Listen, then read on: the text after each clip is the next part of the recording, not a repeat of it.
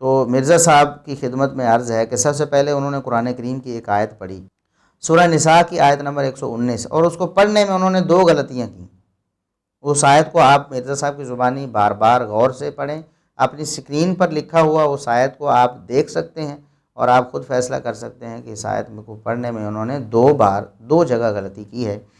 قرآن کریم کی آیت سورہ نساء آیت نمبر 119 ہے کہ وَلَأُضِلَّنَّهُمْ وَلَأُمَنِّيَنَّهُمْ وَلَآمُرَنَّهُمْ فَلَيُبَتِّكُنَّ آذَانَ الْأَنْعَامِ فَلَا يُبَتِّكُنَّ آذَانَ الْأَنْعَامِ وَلَآمُرَنَّهُمْ فَلَا يُغَيِّرُنَّ خَلْقَ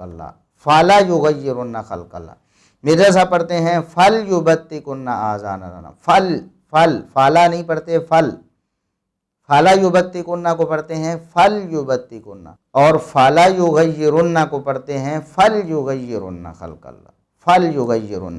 وَلَآمُرَنَّهُمْ فَلْيُبَتِّكُنَّ آذَانَ الْأَنْعَامِ وَلَآمُرَنَّهُمْ فَلْيُغَيِّرُنَّ خَلْقَ اللَّهِ۔ تو یہ 2 بڑی واضح اور جلی غلطیاں ہیں مرزا صاحب کی۔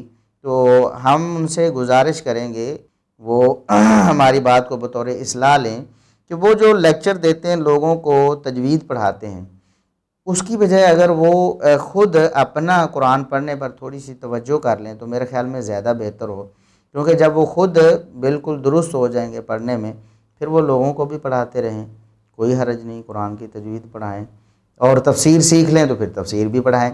نہ تو انہیں تفسیر آتی ہے اور نہ وہ خود قرآن کریم کو درست پڑھ سکتے ہیں۔